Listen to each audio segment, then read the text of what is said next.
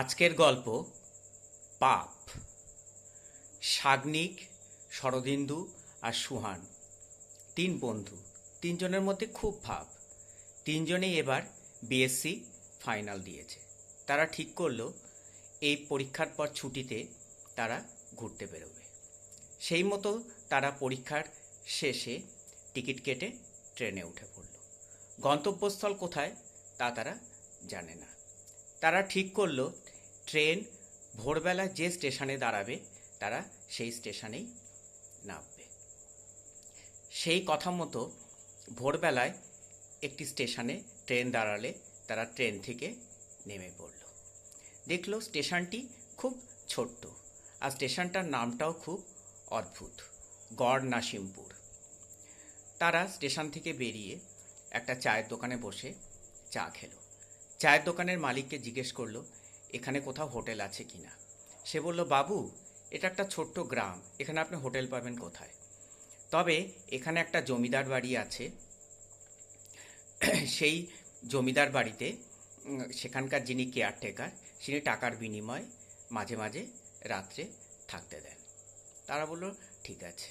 বলল, তবে সেখানে রাতে ভূত দেখা যায়, আপনারা সেখানে থাকবার চেষ্টা করবেন না। তারা তিনজনে বলল, ভালো, এটা একটা অ্যাডভেঞ্চার হবে। ওরা তিনজন সারাদিন গ্রামটা ঘুরে কিছু খাওয়া দাওয়া করে বিকেলের দিকে সেই রাজবাড়ি বা জমিদার বাড়িতে তারা ঢুকলো।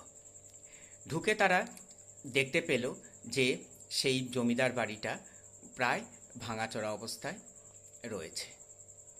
সেখানে তারা একটা পাগলের সাথে দেখা হলো। পাগলটা সবসময় বলে চলেছে যে পাপ, সব পাপ, কেউ বাঁচবে না, সবাই মারা যাবে। পাগলের এই চিৎকার শুনে একটা লোক বেরিয়ে আসলো। সে এসে বলল যে সে এখানকার কেয়ারটেকার। এই প্রাসাদটা রক্ষণাবেক্ষণের দায়িত্ব সরকারের হাতে। সেই সরকার থেকেই তাকে কেয়ারটেকার হিসাবে রাখা হয়েছে। ওরা বলল যে আমরা আজকে রাত্রিটুকু এখানে থাকতে চাই। সেই লোকটি বলল, তা কি করে হয়?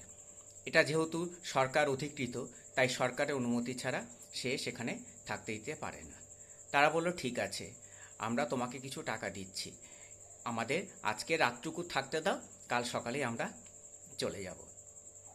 অগত্যা সে রাজি হলো। ওরা ঘরে ঢুকে মেঝেতে বিছানা পেতে সেখানে বসে পড়ল। সেই লোকটি একটি হ্যারিকেন দিয়ে গেল।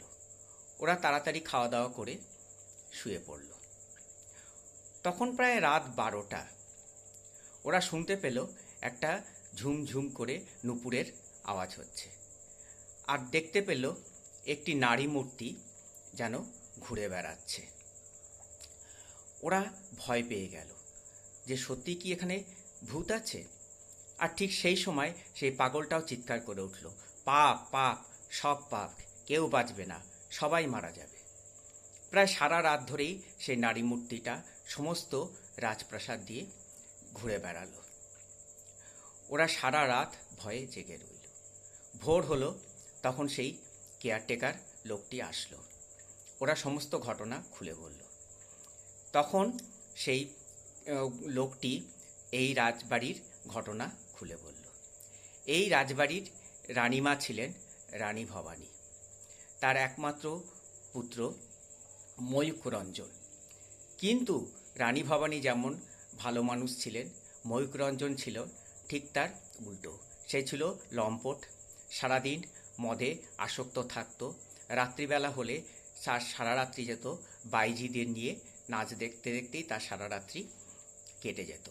এছাড়া সে গ্রাম থেকে অল্প বয়সী মেয়ে বউ ধরে নিয়ে এসে তাদের ওপরে অত্যাচার করত। গ্রামের লোকেরা তাকে খুব ভয় পেত। তারা রানীমাকে নালিশও করেছে। ময়ূকরঞ্জনের ভয়ে তারা গ্রাম থেকে সবাই প্রায় পালিয়ে যাচ্ছিল। রানী ভবানী বলল, এর হাত থেকে বাঁচতে গেলে ময়ূকরঞ্জনের একটা বিয়ে দিতে হবে। সেই মতো পাশের গ্রামের একটি মেয়ের সাথে ময়ূকরঞ্জনের বিয়ে দেওয়া হয়। মেয়েটির নাম ছিল রূপাঞ্জনা। রূপাঞ্জনা রানী হয়ে সেই রাজপ্রাসাদে এলো। রূপাঞ্জনা ছিল খুবই সুন্দরী এবং নাচ গানে পটু। কিন্তু হলে কি হবে, স্বভাব পাল্টায় না। ময়ূররঞ্জনের স্বভাবও পাল্টানো না।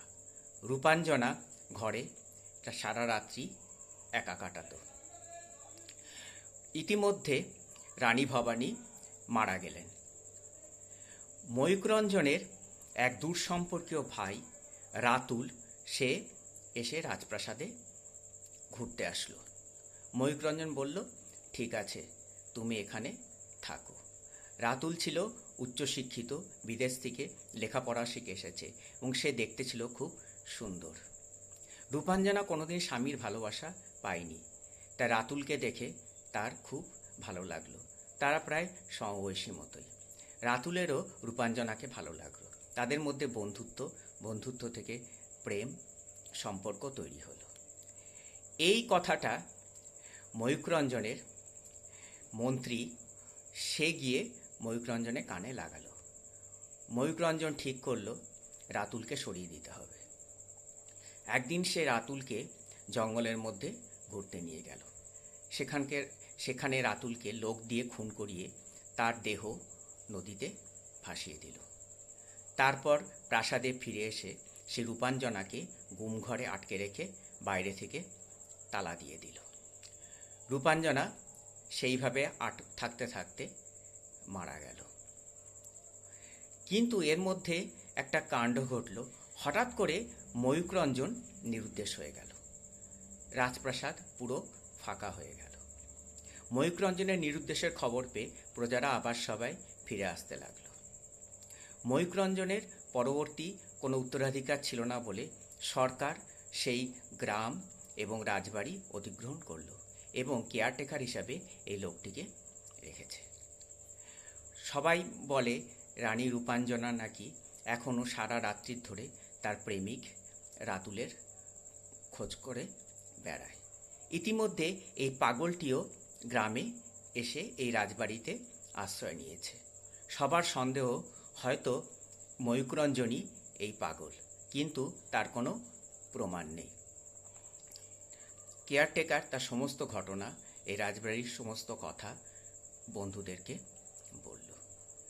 3 বন্ধু এরপরে আস্তে আস্তে ভারাক্রান্ত মন নিয়ে সেই রাজবাড়ি থেকে বেরিয়ে আসলো এবং ট্রেনে উঠে তারা বাড়ি ফিরে আসলো।